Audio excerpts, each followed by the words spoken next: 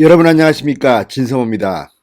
어제는 추미애 법무부 장관이 장관으로서의 마지막 날이었던 것 같습니다. 그런데 추 장관 입장에서는 상당히 난감한 일들이 연속해서 터졌습니다.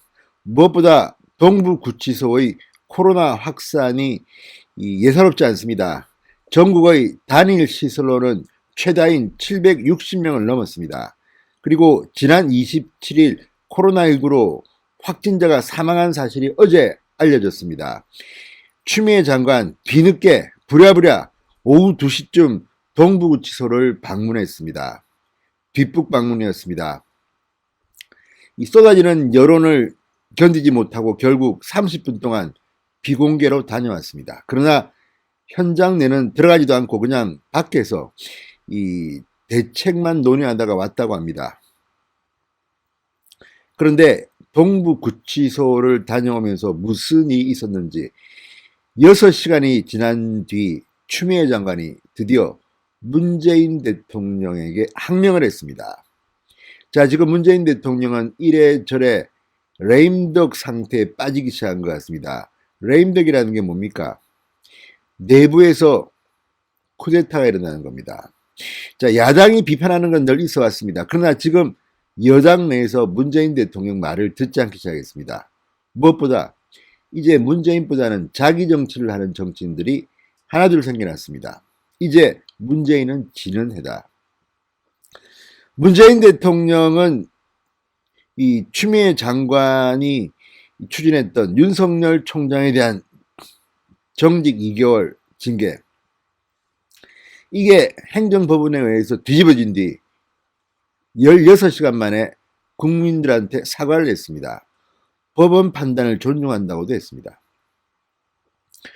그런데 추미애 장관이 어제 동부구치소를 다녀온 지 6시간 만에 문재인 대통령의 이런 결정을 정면으로 반박하고 나섰습니다. 항명으로 비칠 수 있는 그런 글을 올렸습니다. 자, 지금 청와대 청원 게시판에는 추미애 장관을 재신임하라는 이런 글이 올라왔고, 민주당 내에서도 윤석열을 탄핵하라는 주장이 초선 의원, 김두관 의원 등을 중심으로 나오고 있습니다. 이낙연 대표가 말리고 있습니다. 당 지도부가 경고를 줬습니다. 그럼에도 불구하고 듣지 않습니다. 이제 문재인 대통령의 영은 쓰지 않습니다. 심지어 추미애 장관, 문재인 대통령이 윤석열을 찍어내라고 지시했는지는 알 수 없지만 그렇게 보입니다. 그런 전면에 나섰던 추미애 장관조차도 이제 대통령에게 정면으로 반기를 들고 나온 겁니다. 어쩌면 이것은 동부구치소의 이 760명이 넘는 코로나 확진자가 나온 이 엄청난 참사에 대해서 책임을 회피하고 모든 것을 윤석열 탄핵, 윤석열 몰아내기, 그리고 문재인 대통령에게 이걸 상기시킴으로써 추미애 장관이 정치적 생명을 연장하려는 의도가 아니냐는 그런 시선도 있습니다.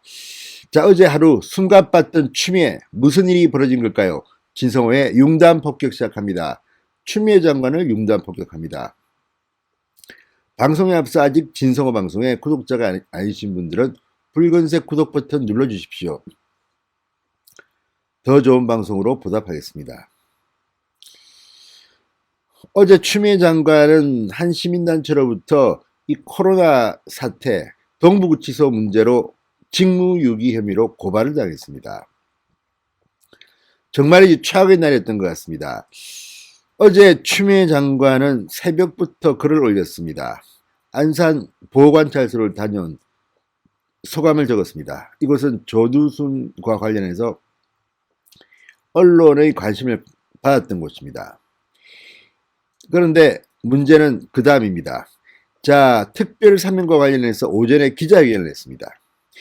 특별사면 내용은 별로 없었습니다. 정치인 사면이 없다는 건데, 기자들은 그것보다도 동부구치소의 코로나 문제를 질문하기 시작했습니다. 추미애 장관은 답변하지 않았습니다.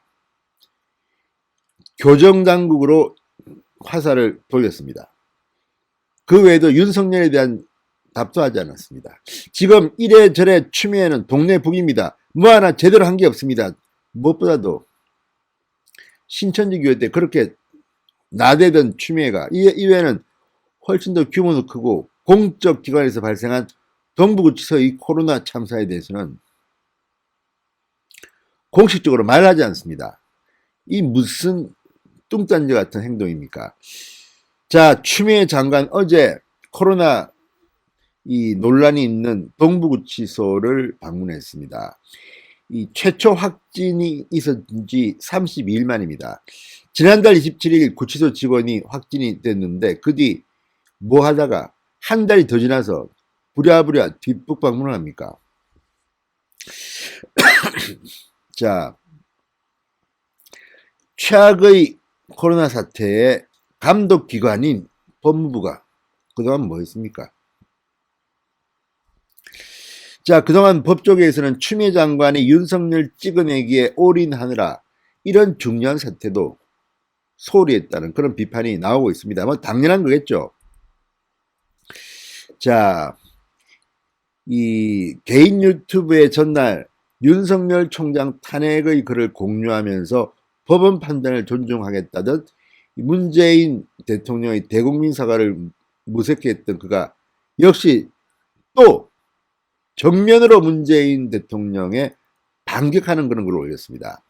지난번에는 본인은 의견을 쓰지 않았습니다. 다만 윤석열 탄핵 글을 공유하는 데 그쳤던 추미애, 이번에는 아예 본색을 드러내놓고 대놓고 윤석열 총장의 판결을 한 사법부를 비판했습니다.